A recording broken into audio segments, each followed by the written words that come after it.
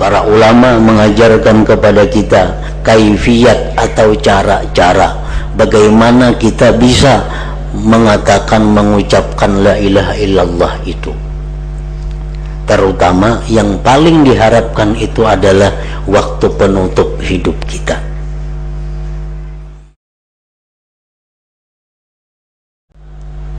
Tauhid ini bisa diartikan adalah mengucapkan kalimat la ilaha illallah disertai dengan hati yang yakin. Nah, kita mengucap la ilaha illallah itu menghabiskan dosa-dosa kita. Apalagi kita mengucapkannya itu akhir kalam. Akhir kalam. Ujar Nabi kita menyatakan la ilaha illallah la tatruku dzamban wa la yasbiquha amal. La ilaha illallah itu tidak akan meninggalkan dosa, habis semuaan dosa kita bila kita mengucap la ilaha illallah itu.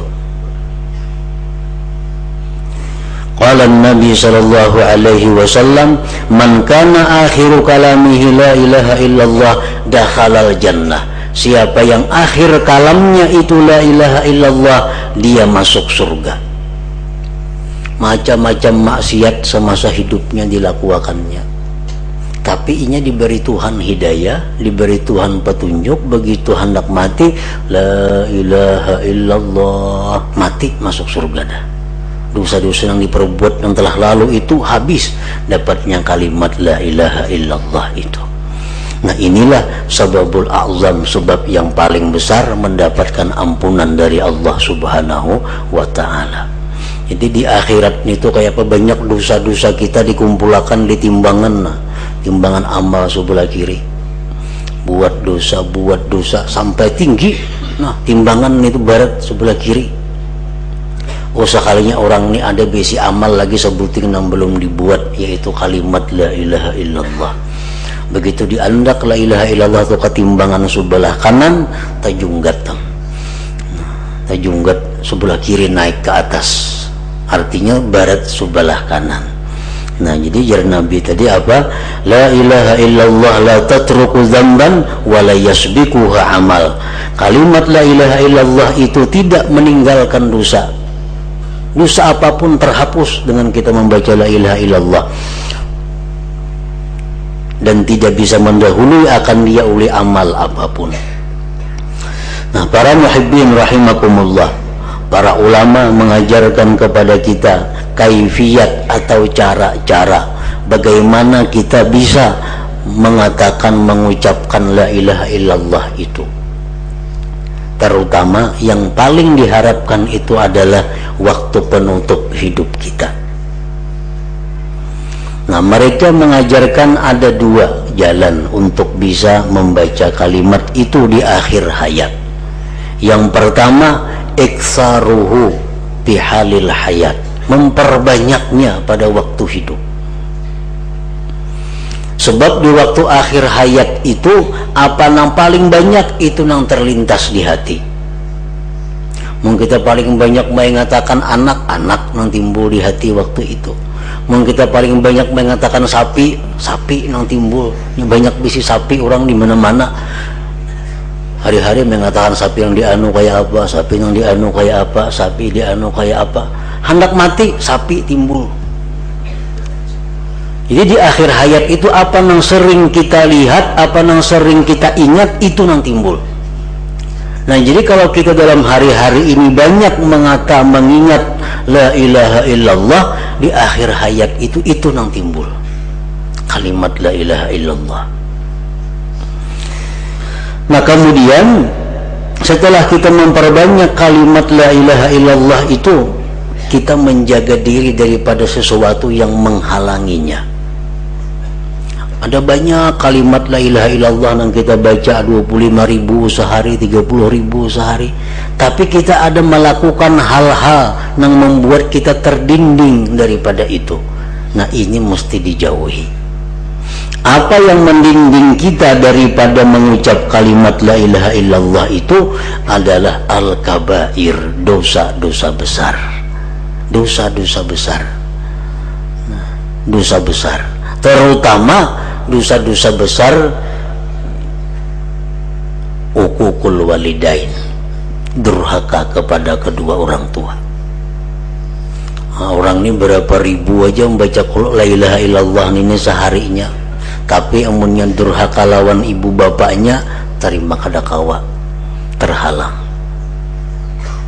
Seperti yang dikisahkan sahabat di zaman Rasulullah SAW, yaitu Alqamah ngarannya itu. Nah, Alqamah orang yang sangat akrab dengan Rasulullah, orang yang sangat dekat dengan Rasulullah, sembahyang bersama Rasulullah, berjalan-jalan kemana-mana bersama Rasulullah, sahabat bang, berperang bersama Rasulullah, hidup susah nyaman bersama Rasulullah. Tapi begitu Alqamah ini akhir hayatnya menjelang mati, kada bisa mengucap la ilaha illallah, ditalkinkan kada menyahut la ilaha illallah. Ternyata penyakit Alqamah apa? Nah, menyakiti hati ibunya. Nah, dengan cara apa dia menyakiti hati ibunya? Dengan selalu mengutamakan istrinya daripada ibunya. Bini hanya diutamakan, kuitan kada dihirani, sakit hati sih dia. Mungkin kada sakit hati kada apa-apa, ini sih sakit hati. Kita misal memberi bini kita 100.000, sidin beri 10.000, tapi sidin kada sakit hati, suka aja kada jadi masalah. Ini sidin ini sakit hati. Nah, karena kita terlalu mengutamakan bini kita, sidin sakit hati. Nah, amun ini sebab yang paling besar untuk mendinding kita membaca kalimat la ilaha illallah di akhir hayat itu. Padahal orang apalagi nih lawan Nabi hidupnya. Kalau sudah perkara zikir kada kehitungan lagi zikirnya. Tapi karena itu durhaka tadi, tetap kada bisa menyebut la ilaha illallah. Begitu Nabi kita datang, Nabi kita mau urus supaya mamanya meridai, akhirnya dengan mulus bisa mengucap la ilaha illallah sebelum wafatnya. Jadi kuncinya justru di keridhaan ibu. Nah, itu yang pertama.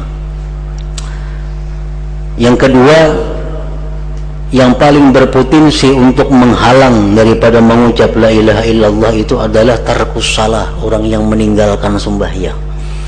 Orang sembahyang ini kada karuan, sembahyang banu kada, sembahyang banu kada. Artinya perhatiannya kepada sembahyang itu kurang. Nah, walaupun orang ini banyak zikir, itu akan terdinding. Yang ketiga, riba.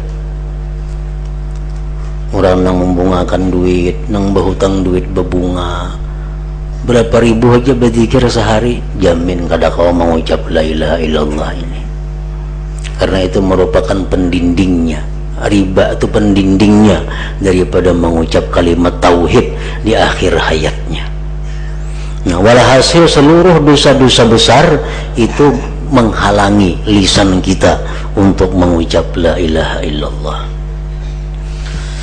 Nah, para muhibbin rahimakumullah, Imam Nawawi pengarang kitab ini menyudahi kitab ini dengan maghfirah, dengan bab ampunan.